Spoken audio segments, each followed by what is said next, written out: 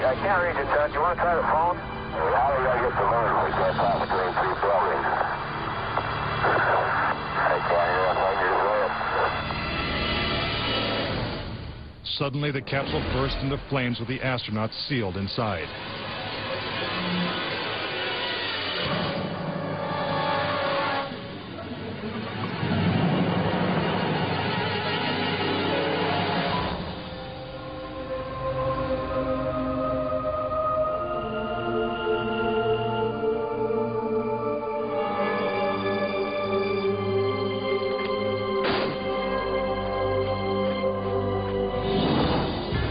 Tragically, Gus Grissom, Ed White, and Roger Chaffee lost their lives before ever leaving the launch pad.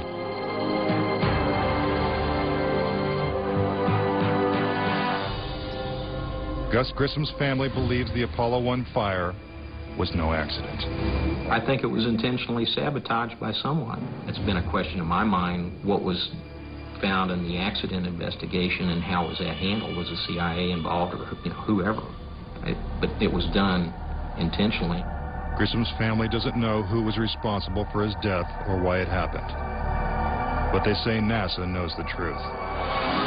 Gus gave his life for this program, and I feel like that it is up to NASA to come forward and give us a direct answer to what really happened. Were Gus Grissom and the Apollo 1 astronauts victims of a tragic accident? Or were they intentionally silenced because they knew too much? We may never know. The cause of the fire is still a mystery, and the capsule remains locked away at a military base.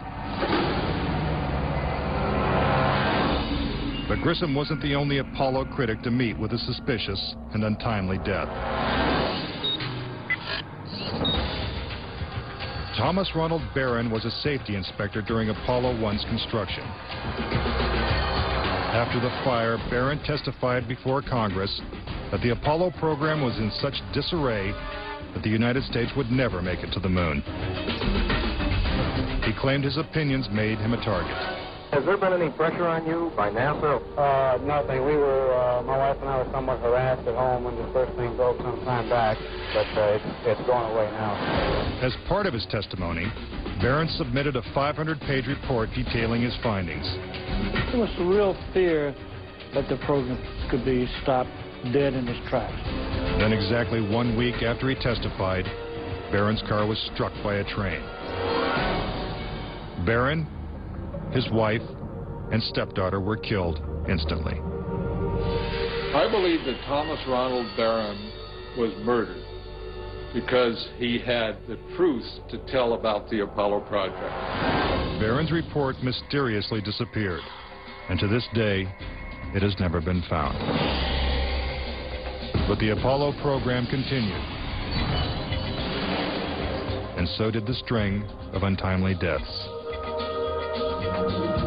Between 1964 and 1967, a total of 10 astronauts lost their lives in freak accidents. These deaths accounted for an astonishing 15% of NASA's astronaut corps. To keep something that's alive wrapped up and covered over, you've got to eliminate all the people that can talk about it. Could the government have gone this far to pull off such an elaborate hoax? NASA says it's impossible. There were probably 250,000 people who were directly involved in the Apollo program, and another 500,000 people beyond that. 750,000 people can't keep a secret like that. That's just not going to happen. But Bart Sabrell insists that most NASA employees knew nothing of the deception. Very few people at NASA knew. The thing is so departmentalized. You got the person building the bolts in Houston, or doing this in Seattle, or doing this in Florida. No one knows the full picture. So, you had no one seeing the full picture of anything except a handful of people. If the conspiracy theorists are right, and only a few people knew the whole story, then the truth may remain buried forever. When we return, could the astronauts have survived the deadly radiation of space?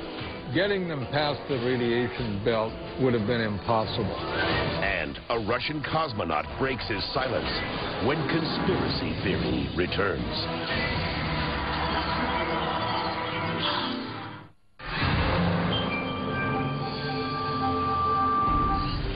Suspicious deaths, evidence of doctored photos, and flags waving in the airless vacuum of space are not the only reasons to doubt that we ever went to the moon. Some say the astronauts could never even have survived the trip. The reason why they couldn't go to the moon is because of a phenomenon that few people know about called the Van Allen radiation belts. 500 miles above the Earth, these bands of intense radiation surround our planet and are thousands of miles thick. Any human being traveling through the Van Allen belt would have been rendered either extremely ill or actually killed by the radiation within a short time thereafter.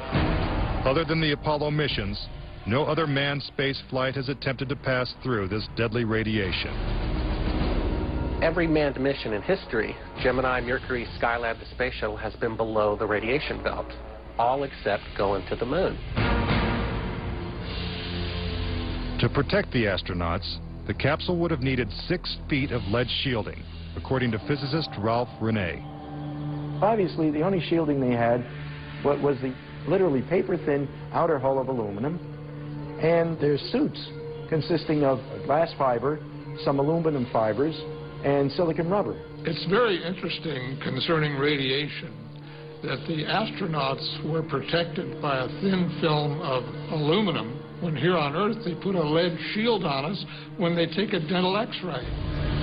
Some theorize that if the Van Allen belts didn't kill the astronauts, even deadlier doses of radiation deeper in space would have. Violent explosions in the sun called magnetic storms flood space with intense radioactivity. A magnetic storm will come along, and that can increase the intensity of the radiation belts by maybe 1,000 times above what it was before. According to Rene, the Apollo 16 mission coincided with one of the sun's most intense storms ever recorded. Around the rotating sun came this immense flare, the biggest one of the 20th century. It went on for 3 or 4 days, all the while it's slowly rotating around. Although the effects of radiation are horrific, ranging from hair loss to cancer to death, the solar flares had no adverse effect on the Apollo 16 crew.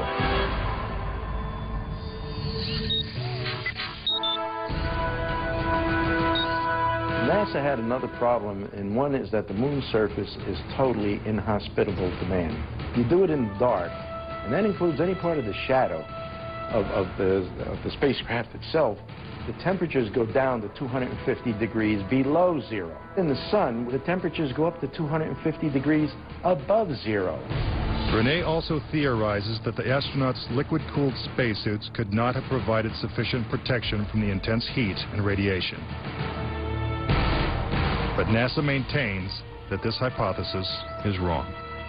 The claim that the radiation on the lunar surface would have incapacitated or hurt the astronauts, it's equal parts bad science and a bad understanding of how we went about designing the equipment. The spacesuits that they wore were incredibly tough and very resilient to lots of different things. If those suits do what NASA says they can do, then I want to see them suit up a guy or two, put him into 3 Mile Island, the pit there that's still hot, and have them clean up the mess. But they can't and they don't.